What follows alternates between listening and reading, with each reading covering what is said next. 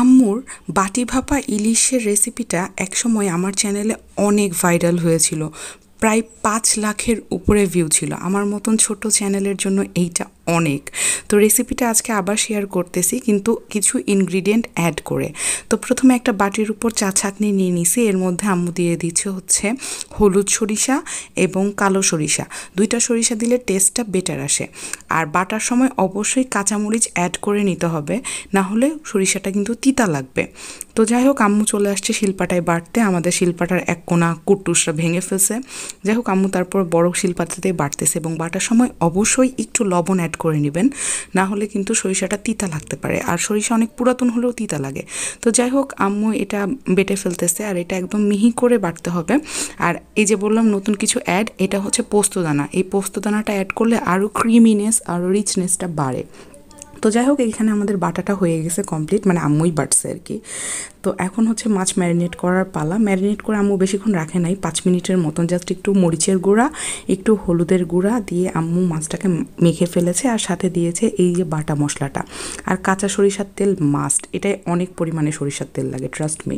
তো এখন মাছগুলোকে হালকা করে মেখে রেখে মশলাটাকে ভালো মতো ফেটে নিয়ে যে বাটিতে ভাপানো হবে সেই বাটিতে তেল মালিশ করে নিচ্ছে আম্মু। তারপরে মশলাটা ভালো মতো মাছের গায়ে মাখানো হয়ে গেলে বাটিতে বিছিয়ে দেওয়া হচ্ছে। বাটিটা যত বড় হবে মাছটা তত সুন্দর করে বিছানো যাবে। তো আমাদের বাটিটা সে তুলনায় ছোট হয়ে গেছিলো, যদিও আমরা এটা বাটি না, এটা গামলাতে রিলেট করতেছি। তারপর গামলার তুলনায় অনেক ছোট হয়ে গেছে জিনিসটা।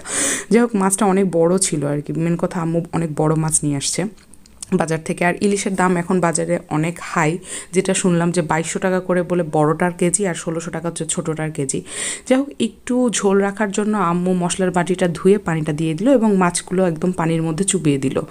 আর এখানে উপর দিয়ে দেওয়া হচ্ছে কাঁচা সরিষার তেল। আর এখানে পানি দিয়ে আমি স্ট্যান্ড দিয়ে কড়াইটা গরম করতে দিয়ে দিছি, এটার উপরেই বাটিটা বসানো হবে। তো সরিষার তেল দেওয়ার পরে আম্মু এখানে হচ্ছে কয়েকটা কাঁচামরিচ জাস্ট ফেরে ফেরে অ্যাড করে দিচ্ছে। এটা কোনো ফ্যান্সি না, এটা পেঁয়াজ বাটার ঝামেলা নাই, আদা রসুনের ঝামেলা নাই। যাই হোক, এই বাটিটা এখন আস্তে করে হাঁড়িতে বসাই দেওয়া হচ্ছে। আম্মু বলছিল আঁচ অনেক বেশি আছে। তারপর যাই হোক বসানোর পর এটা ডাবল ঢাকনা দিয়ে দিয়েছি। প্রথমে বাটিটা ঢাকছি, তার উপরে আবার হচ্ছে এক্সট্রা করে এই ঢাকনা দিয়ে ঢাকা হয়েছে। অ্যান্ড এইটা মোটামুটি ২০-২৫ মিনিট লাগবে। পানি শেষ হয়ে গেলে একটু পানি আপনারা অ্যাড করে দিবেন নিচে। আর এটা পুরোটাই পানির ভাপে হবে। তো ২০-২৫ মিনিট পরে আমরা এটা স্ট্যান্ডিং টাইম ৫ মিনিট দিয়েছি। তারপর এটা খুলেছি। Just look at that. এটা দেখে না আমার লিটারেলি ভয়েস ওভার দিতে যে আবার খিদা লেগে যাচ্ছে, যে এত জোস গন্ধ প্লাস এত সুন্দর একটা স্মেল পুরো বাড়িতে ছড়াই গেছিলো এই ভাপা স্মেলটা। যাই হোক, তো এটা হচ্ছে বাটি ভাপা আমি নাম দিছি। তো আম্মু তাছাড়াও রান্না করছিল হচ্ছে পুঁই শাক দিয়ে ডাল, তারপরে এখানে হচ্ছে একটা পাঁচমিশালি ভাজি ছিল, আর সাদা ভাতও ছিল সাথে, আর পটল দিয়ে আলু ভাজি ছিল, আর ছিল হচ্ছে ঢেঁড়স ভাজি। এগুলো কিছুই আমরা কেউ খাইনি, ট্রাস্ট মি। আমরা শুধু সেদিন এটা দিয়েই ভাত খাইছি। তো ইলিশ মাছটা নিয়ে উপরে এরকম ভাতের উপর ঝোল দিয়ে উফ, মানে অমৃত। যাই হোক, এইটা সবচাইতে সহজ রেসিপি মনে হয় আমার কাছে ইলিশ মাছের। এর থেকে সহজ রেসিপি যদি জানা থাকে আপনি অবশ্যই কমেন্ট করতে পারেন। তো আমি ফাইনালি ভাত খেয়ে নিচ্ছি। আমি মোটামুটি ১০-১৫ দিন পরে ভাত খাচ্ছিলাম এটা দিয়ে। আর এটা এত সুন্দর সিদ্ধ হয়, জাস্ট লুক অ্যাট দিস। আর ইলিশ মাছটা হালকা একটু ডিম ছিল, হালকা একটু তেল ছিল, এর জন্য খেতে আরও ভালো লাগছে। তো এই ছিল আজকে video. Thank you so much for watching. Bye by.